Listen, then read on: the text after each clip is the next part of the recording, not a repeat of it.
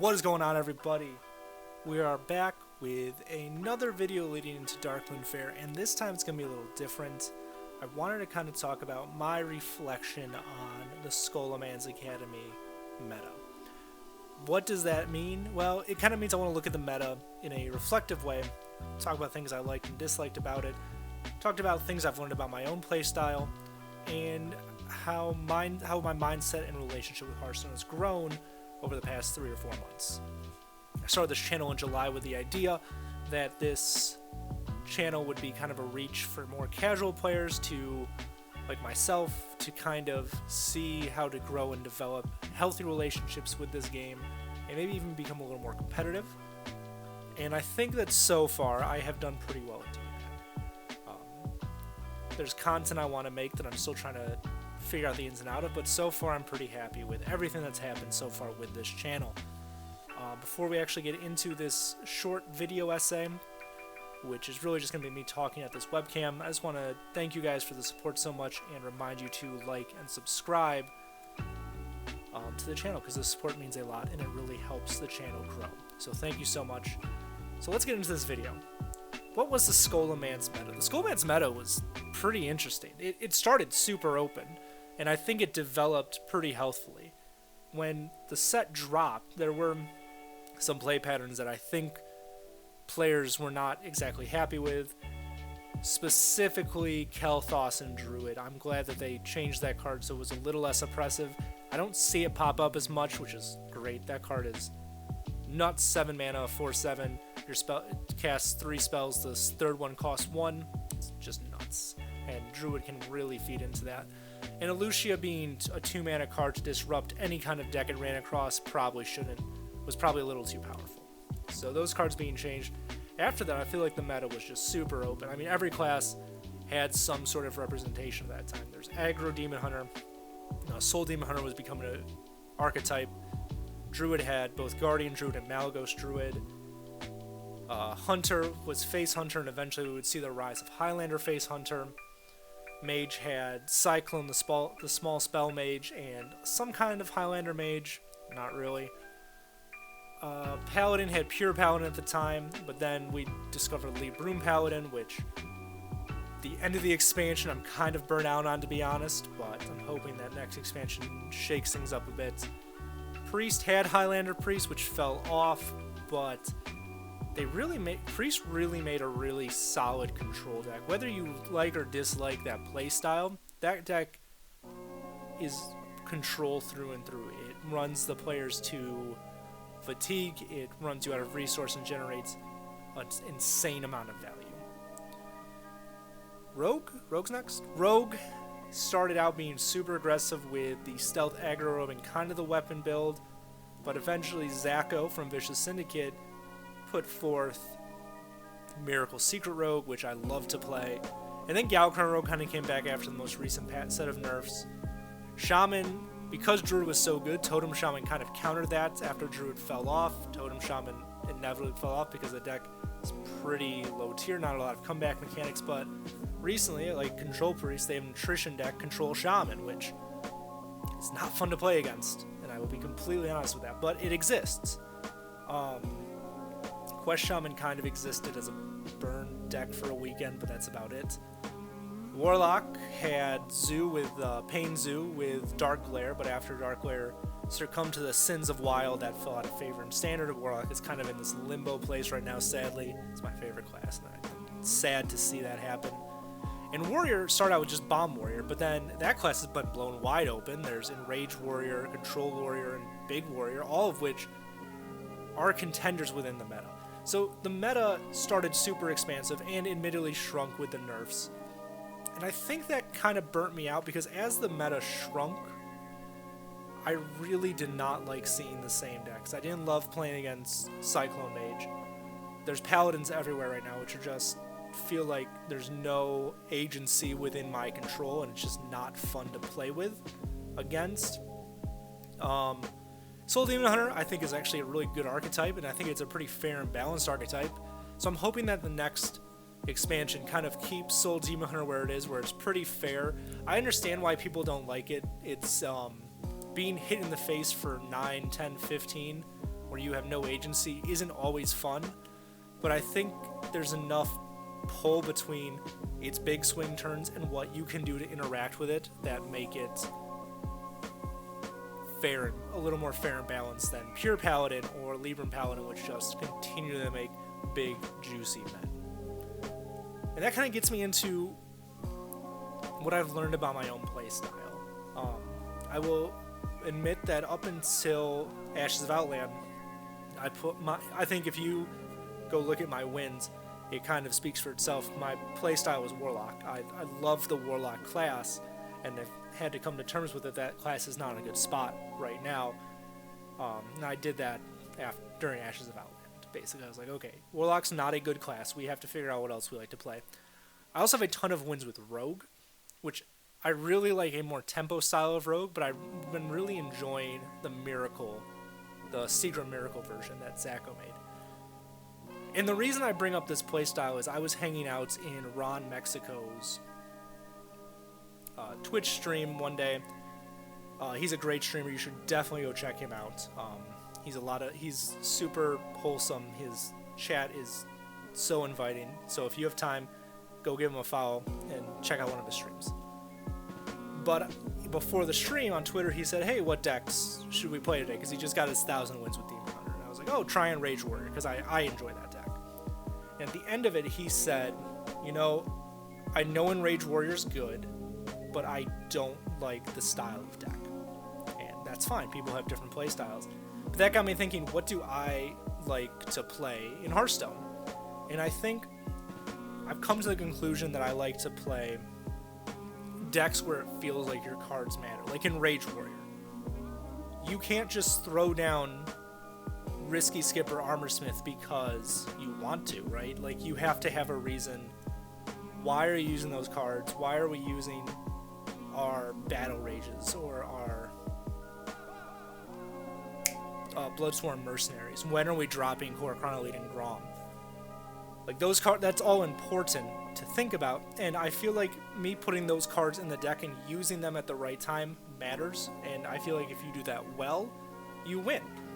You are more likely to win anyways. Hitting someone in the face with a 24 attack from a Grom is just great. It feels so good. But that also made me think of the other decks that I like to play as expansion, like Soul Demon Hunter. Yeah, you do generate cards, but those cards that you put in your deck, your Twin Slices, your weapons, your lapidaries, those all matter. And it matters when you use them. If you use your lapidary too early, you may not have healing later with the Eldrazi Warglaives. And knowing when to use your finite amount of damage that you have is important. And if you can't do it correctly, you're going to fall behind and lose, especially in the mirror. And Rogue, Miracle Rogue, the first deck I actually ever hit Legend with, to an extent is the same thing. A little less so now, because now you're running Dragon's Horde, and that's really actually it. The cards in that deck are Wand Maker as well, but the cards in that deck, yeah, you generate random cards, but it's not Priest where you generate random cards indefinitely, right? It's not Galladron. And your generation matters. It matters that you pick the right card that to either outvalue your opponent or burn them out. And if you don't know the matchup well enough to do that, you're not going to be successful. And I did like playing Pure Paladin when it was first coming out. I think that a tempo deck that interacts with the board in meaningful ways is good. I don't like decks that don't interact with the board. That being said, I played a ton of Bomb Warrior this expansion. But if a deck just... It feels like if my plays don't matter, I don't like playing the deck. Cyclone Mage being the main example of that, and to an extent Galakron Rogue and Control Priest. I do play those decks, but I don't love playing those decks. And I think if you go back on my channel, there's a video where I just am so unsuccessful with Cyclone Mage that it just shows how much I dislike the deck. That kind of play style. And then when we get to aggro, aggressive play styles, decks, this is going to sound weird to say, decks that have like these little micro decisions like Face and Highlander Hunter I am less successful with. Not because it's just me go Face, it's not Smork. It's more of, I don't know when the value trade in those matchups is correct, or when is the right time to go Face. Whereas something like Aggro Demon Hunter, which I've had a ton of success with, because it's an aggro burn plan, and you usually know by turn 6 if you've won that game, that makes more sense to me. It makes more sense for me to mulligan for the draw, mulligan for the one drops that get bigger, the Battle Fiends. So to sum that little section up, I think if I were to take my playstyle, it would be I like decks that feel like I have agency over the cards I've put in the deck. If I don't feel like that, I can't connect and play with the deck very well. And I think knowing that helps you know your matchups. And I think this past meta, it really rewarded people who knew how to play the matchups well. It wasn't a rock, paper, scissors meta like Ashes. It wasn't Aggro Demon Hunter, Enraged Warrior, Priest, right? It was, the meta was open. If you knew and played consistently, you were more successful. And I can understand why people didn't enjoy that part of the meta, right? Like, it's not, keeping up with something isn't always very fun, especially if you have to take a few days off if you're busy. Keeping up with a meta was changing a lot, like it was in the beginning, isn't feasible for a lot of people. But that gets me into the last thing, is my mindset, and I think that has developed the most. I would say, have a rather unhealthy relationship with this game, because I feel like it owed me something. I was paying money into the game, it should reward me for that, which is not how the game works. The second you decide to interact with the meta, you are playing the game on its terms. That just means that if I'm going to go and play a tier 1 deck, I've begun to play the game in the way it wants me to play. I've begun to play the game in a way that is not my own. I have given into the meta, and that's fine. Like, a lot of people do that. You're not, people who play top meta decks are not uncommon, and people who play off meta decks are not uncommon. But I think realizing that I'm playing the game on its terms, I don't get a pass because I'm playing this janky deck or a good deck was really good. And that kind of brought me into thinking about each game as its own. What is my role in this matchup? How do I succeed in this matchup? Rather than, I'm going to get to Legend today, I'm going to just climb.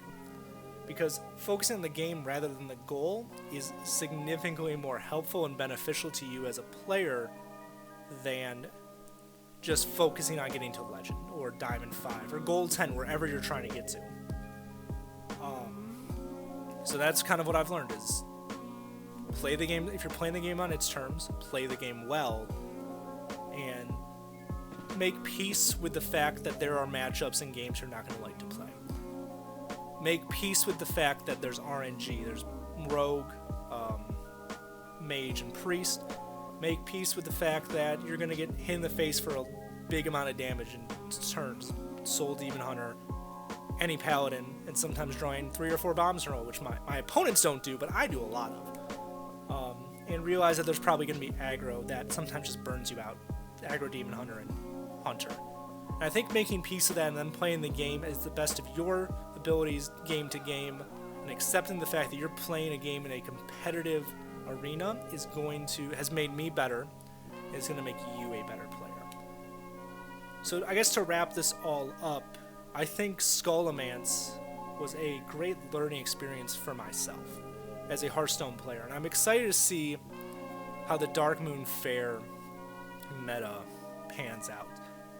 If it's going to be rock, paper, scissors, if it's going to be a wide open meta, and I'm not sure which one I prefer yet. Part of me says, oh, wide open is great because it forces me to sit down and play my deck. Rock, paper, scissors, it forced me to sit down and learn one deck. So I don't know, we'll see.